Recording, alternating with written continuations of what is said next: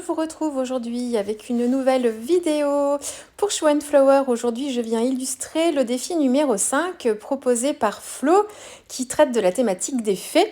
Alors, je vais travailler ici, coucou, une réalisation 100% aquarelle. C'est un retour à l'aquarelle ici après de nombreuses pages en mix média et avec de l'acrylique.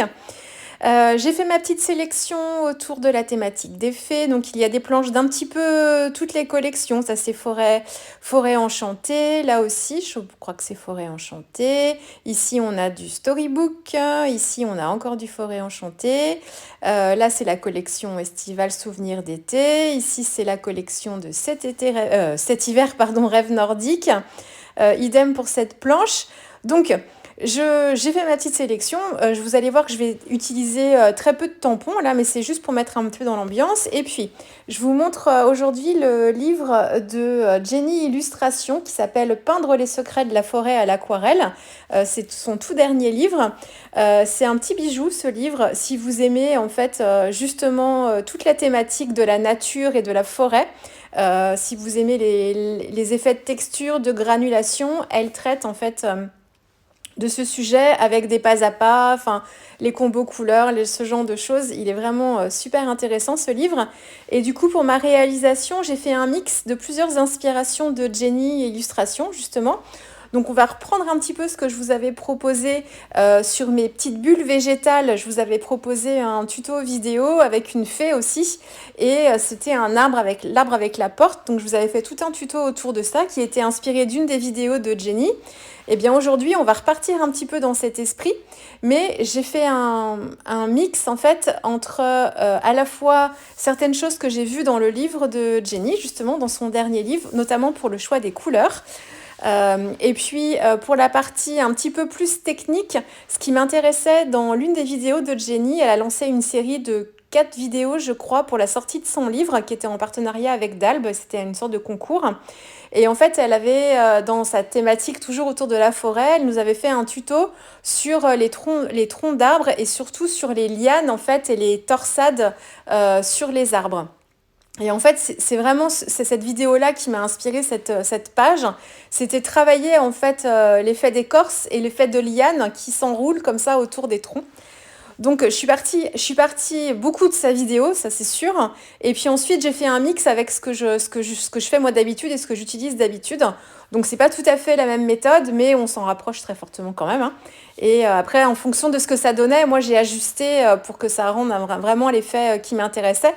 Mais sans respecter forcément exactement son process à elle. Mais voilà, on s'en rapproche beaucoup quand même.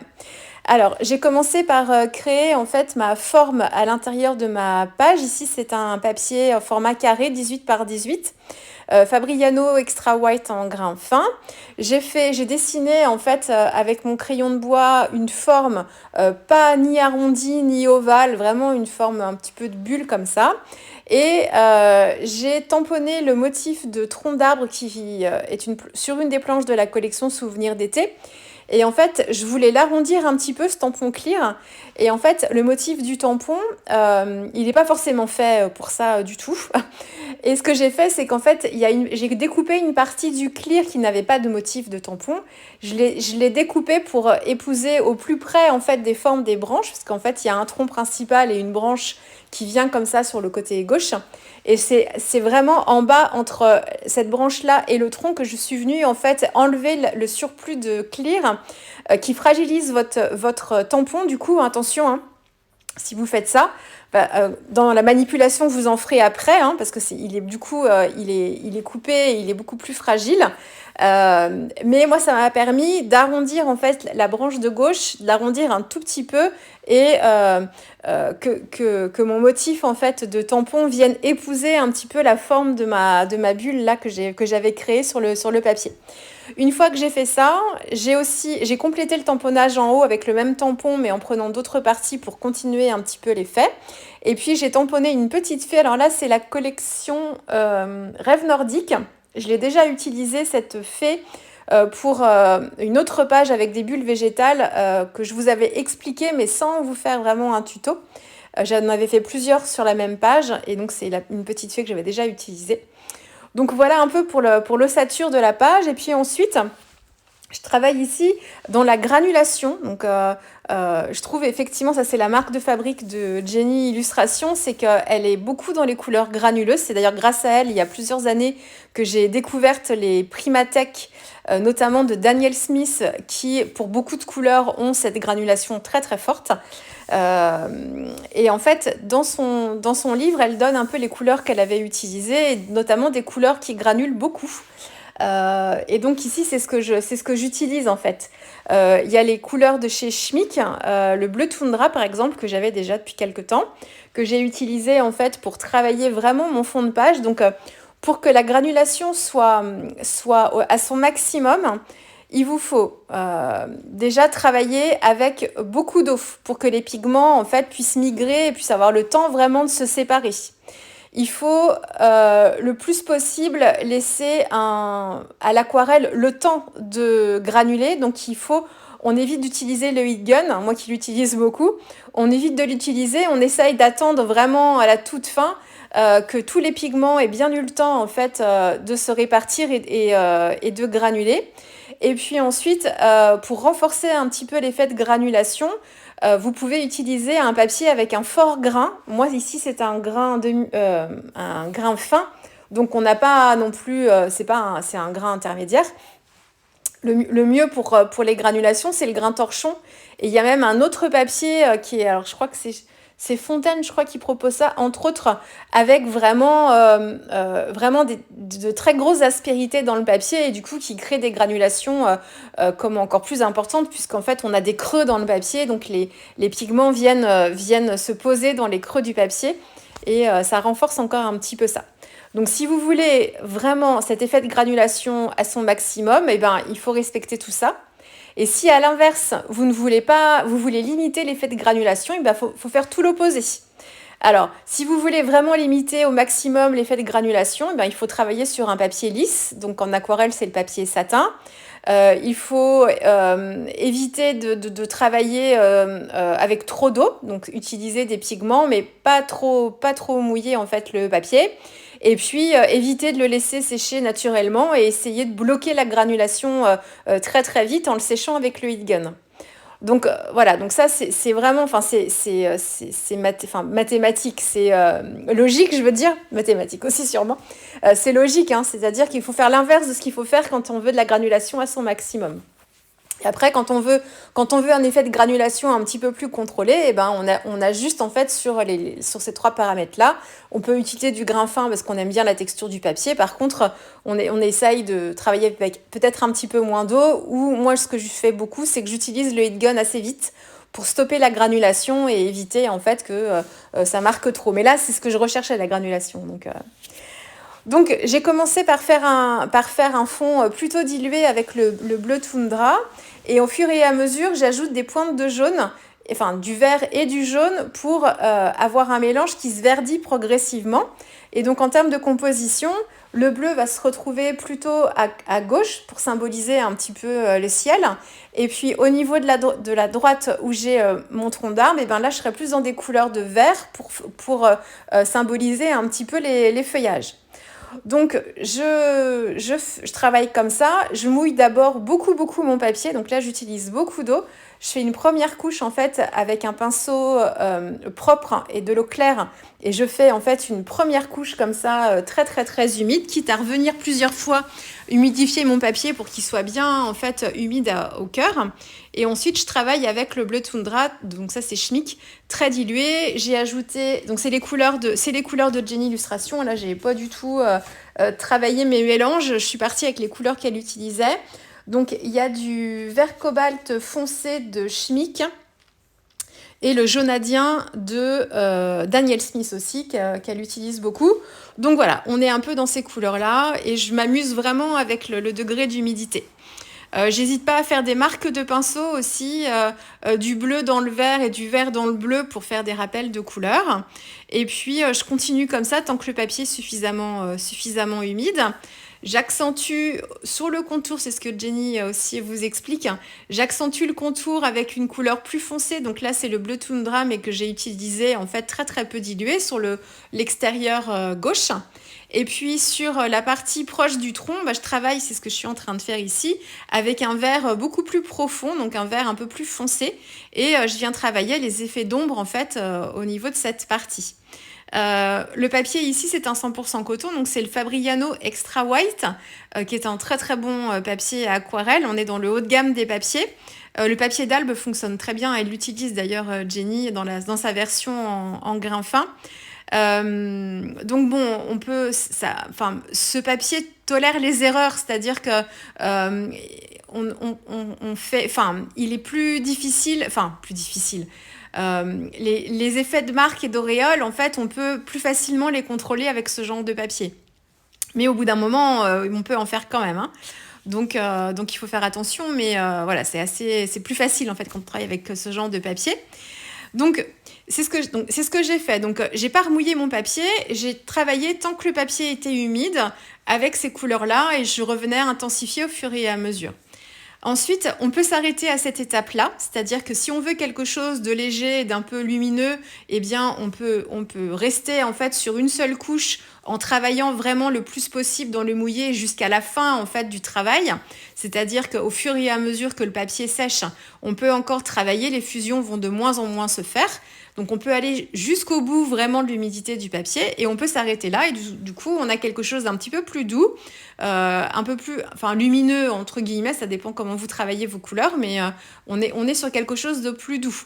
Moi ici je voulais quelque chose de plus intense, je voulais vraiment qu'on soit dans le sous-bois là et qu'on ait quelque chose d'un petit peu plus intense, donc j'ai fait une deuxième couche et j'ai retravaillé à sec directement sur le papier avec le bleu toundra sur l'extérieur gauche de mon papier, donc avec la couleur presque pure que j'ai diluée en fait et étirée. J'ai fait mon dégradé directement à sec sur le papier, donc j'ai rincé mon pinceau en fait et je suis venue avec un pinceau avec de l'eau mais pas trop gorgé d'eau non plus pour éviter de réveiller en fait et de faire bouger la couche du dessous qui est pourtant sèche, hein.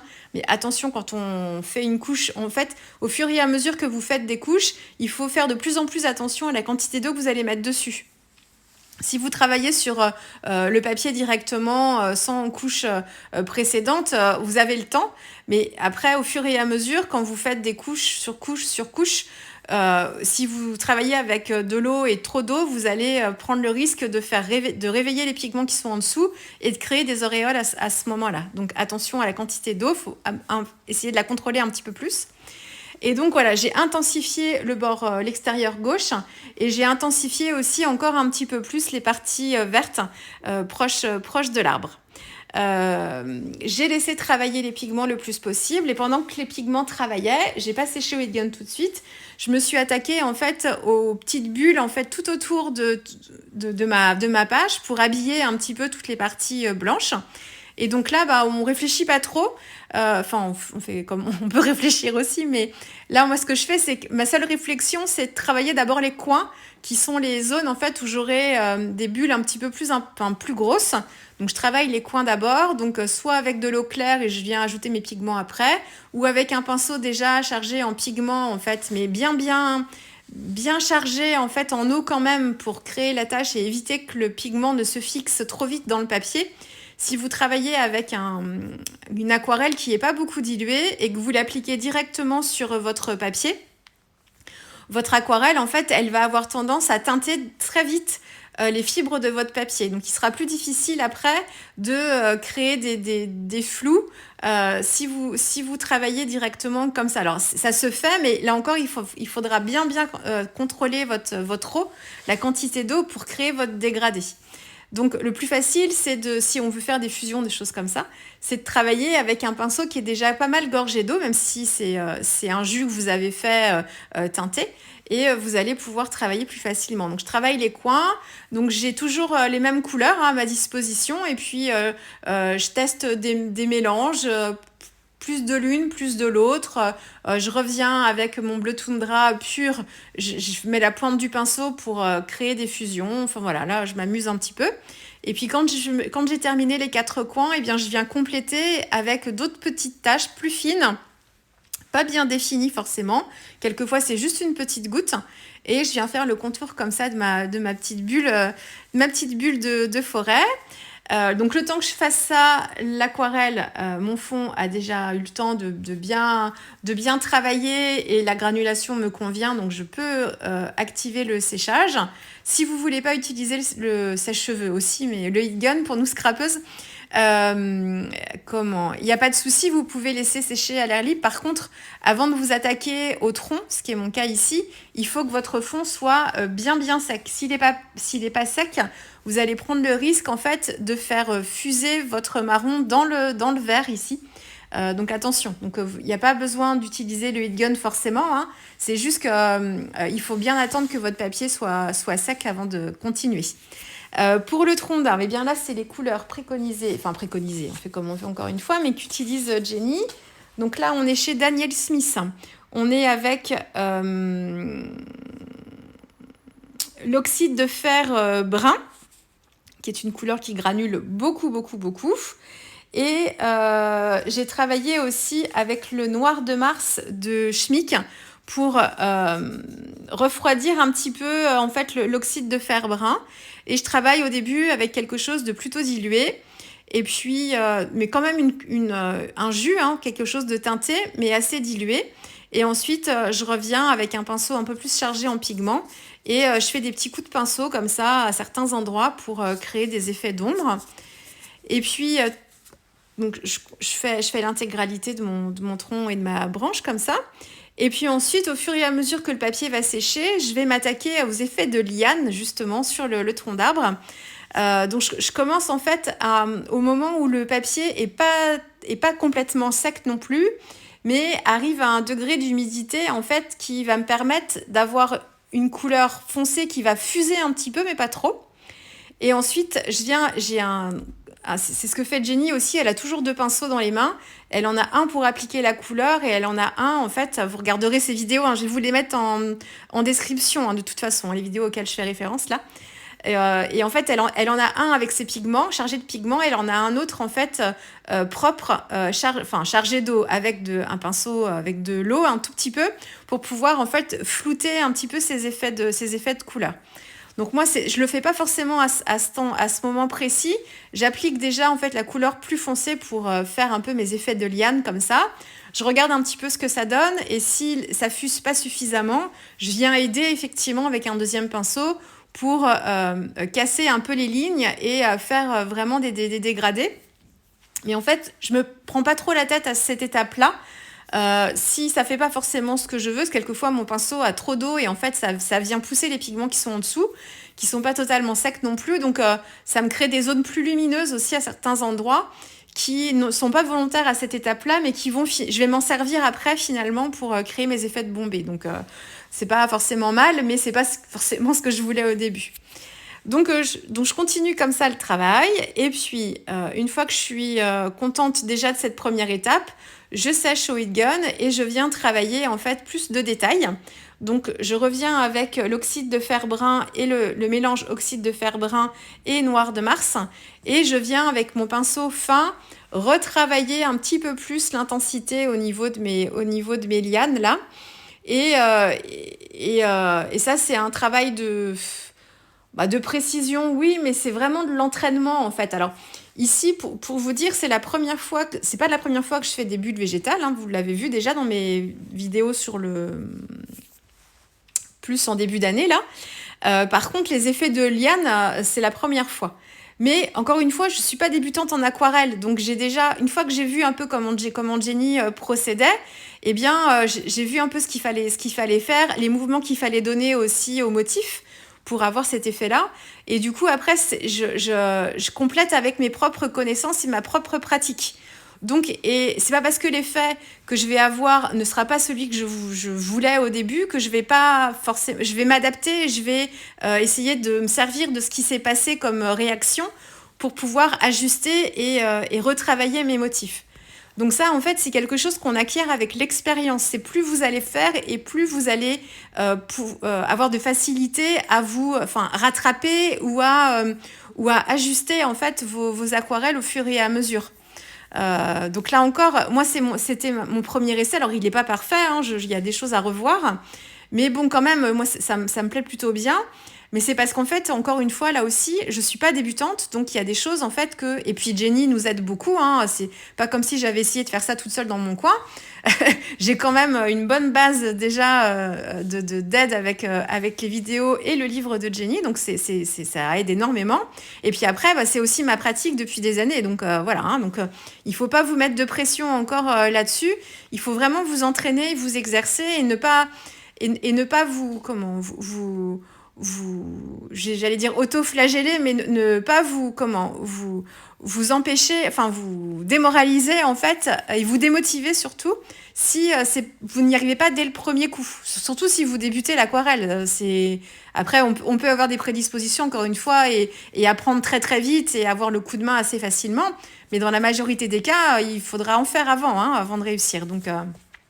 Donc voilà, le tout c'est encore une fois de se lancer parce qu'autrement ça, si vous ne commencez pas, c'est sûr que vous n'atteindrez jamais vos objectifs. Donc il faut vraiment se lancer et beaucoup rater avant de réussir quelque chose qui nous plaît vraiment. Donc une fois que j'ai travaillé, là vous voyez je continue encore mes histoires de lianes. Donc en fait ce que j'ai fait, c'est que quand j'ai voulu flouter, quand j'ai appliqué en fait une aquarelle peu diluée avec mon oxyde de fer brun et le noir de Mars de Schmink, quand j'ai voulu flouter en fait cette couleur, j'avais trop d'eau dans mon pinceau, même si je pensais avoir bien contrôlé, mais comme quoi. Et du coup, plutôt que d'étirer la couleur et de me créer en fait un dégradé, ça a réveillé la couche d'aquarelle que j'avais en dessous et en fait ça m'a enlevé du pigment, donc ça m'a dégagé des blancs. C'est pas ce que je voulais à cette étape. Je voulais encore un petit peu de couleur. Donc, quand j'ai séché et que j'ai vu un petit peu ce que ça donnait, eh ben, je me suis dit, finalement, ces zones où j'ai moins de pigments, eh bien, c'est des zones, en fait, c'est ce qui représentera la partie bombée de mes racines. C'est ce que Jenny, en fait, travaille à la toute fin quand elle vient retirer un petit peu de pigment. Elle le fait à la toute fin, quand elle a tout bien contrôlé. Elle retire l'excédent de pigment sur les parties les plus bombées des lianes pour pouvoir redégager un petit peu de lumière et créer ces effets-là. Donc elle le contrôle de A à Z et elle le fait à la toute fin. Moi, en fait, j'ai eu cet effet-là, mais pas au bon moment. Du coup, ce que j'ai fait, c'est quand mon papier a été bien sec, j'ai refait en fait avec un pinceau fin et toujours le même mélange de couleurs peu dilué. J'ai refait un trait en fait à côté de cette forme blanche. Vous regarderez les photos, c'est difficile de vous l'expliquer, mais j'ai refait un autre trait en fait pour faire l'autre côté de ma liane. Et en fait, ça m'a permis d'avoir 2 zones sombres de chaque côté. Et puis la partie du milieu où j'avais en fait mes retraits de pigments qui s'étaient faits à mon insu. Et ben du coup, j'avais recréé comme ça l'effet de volume avec les parties plus claires sur le centre de la liane. Et j'ai fait comme ça sur bon nombre de lianes que j'ai fait sur le tronc parce que à certains endroits c'était plutôt bien, et puis à d'autres en fait elles n'étaient pas toutes faites pareilles. J'avais pas eu le même geste partout, donc là où j'avais les mêmes effets, j'ai continué et j'ai accentué en fait vraiment le travail de détail par rapport à ça. Donc je me suis servi de mes erreurs et j'ai essayé de voir comment je pouvais m'en servir vraiment comme de quelque chose de positif. Et voilà, donc du coup, j'ai pas eu besoin de dégager les blancs parce que je l'avais fait à l'étape précédente, contrairement au tuto de Jenny. Mais du coup, il y a une étape qu'elle ne faisait pas et que moi, j'étais obligée de faire. Et du coup, je suis plutôt contente en fait de l'effet de liane. Alors, il faut encore que ça manque un petit peu de texture sur la partie vraiment tronc d'arbre. Alors après, le tronc est pas très large ici, parce que j'en ai tamponné qu'une légère partie. Donc effectivement, j'ai pas beaucoup de surface aussi pour que la granulation se fasse de façon vraiment importante. Mais quand même, j'aurais pu essayer de travailler ça un petit peu plus. Donc ce sera pour une prochaine fois. Je m'exercerai sur une zone un petit peu plus grande. Donc ça c'est pour le tronc d'arbre. Ensuite, les feuilles, c'est du vert de vessie mélangé avec un petit peu de jaune indien. J'ai un peu de vert de cobalt foncé aussi. Et puis un petit peu de bleu toundra pareil. Enfin, je reprends exactement les mêmes couleurs qui m'ont servi à faire le fond, mais dans des teintes un tout petit peu plus jaunes pour que les feuilles se détachent un petit peu plus du fond qui est un peu plus foncé. Et puis la petite fée, pour la jupette, c'est du bleu outre-mer. Auquel j'ai rajouté un petit peu de bleu toundra aussi pour le casser un peu parce qu'il était il est très flash. C'est le bleu outre-mer de Sennelier que j'ai utilisé. Pour sa petite marinière, c'est le bleu toundra, non, c'est le vert glacial que j'ai utilisé de Schmink. Enfin, c'est un vert glacial, mais qui est plutôt, c'est un gris bleuté pour moi, mais plus qu'un vert, mais j'ai pas forcément vu les effets de vert que j'ai travaillé, mais là vous voyez pas beaucoup. Et puis sur les ailes que j'ai travaillé à part, en fait, je les ai détourées et je les ai recollées par-dessus. C'est le vert glacier aussi qui granule beaucoup pour me donner cet effet-là. Et ensuite pour le fond, j'avais commencé à faire des gouttes d'aquarelle verte foncé et je trouvais que ça apportait pas grand-chose. Donc j'ai transformé ces gouttes en lucioles. Ça c'est quelque chose que je vous ai déjà proposé dans une page que j'ai faite. C'était une page mystérieuse dans les teintes de verre, une jeune fille sur une balançoire avec une forêt inquiétante ou mystérieuse suivant ce que vous aviez vous ressenti à ce moment-là. Donc là on est un peu dans le même effet des lucioles mais elles sont pas forcément faites pareil. Ici du coup j'ai retiré les pigments verts de mon fond de page avec un pinceau avec de l'eau et j'ai frotté en fait chacune des gouttes vertes pour enlever le pigment et pour dégager les blancs et retrouver un peu le blanc du papier. J'ai appuyé avec un essuie-tout pour retirer l'excédent de pigment. Et ensuite, j'ai utilisé une aquarelle jaune. Donc c'est le jaune indien que j'ai utilisé. Et en fait, là où j'avais dégagé les blancs, j'ai remis en fait de l'aquarelle jaune. Et puis ensuite, j'ai testé plusieurs choses. J'ai mis un petit point de Posca blanc, mais ça apportait pas grand-chose. Du coup, j'ai remis un petit peu de jaune par-dessus. Et puis ensuite, pour faire une sorte de halo de lumière quand même, j'ai pris mon crayon de couleur Posca blanc que j'ai crayonné très très très légèrement au centre, un petit point, et autour en fait de mes taches, de mes petits points jaunes. Mais vraiment très légèrement. Et puis pour accentuer le côté un petit peu doré, ça vous l'aurez peut-être vu sur la vidéo finale, j'ai mis un petit point en fait de crayon gel doré que j'ai estompé au doigt pour renforcer l'effet de pailleté. Et ensuite un peu de colle Stickles Stardust sur les ailes pour l'éclat encore une fois. Et puis voilà, le titre avec de l'embossage. Voilà, j'espère que cette page d'inspiration Jenny Illustration vous aura plu. Je vous le rappelle, je vous mets les liens en fait qui m'ont servi à faire cette vidéo dont je me suis inspirée. Je vous les mets donc juste en dessous en descriptif de la vidéo. Voilà, j'espère que ce petit tuto vous aura plu. Et puis nous, on se retrouve très vite avec une prochaine vidéo pour Show & Flower. Au revoir.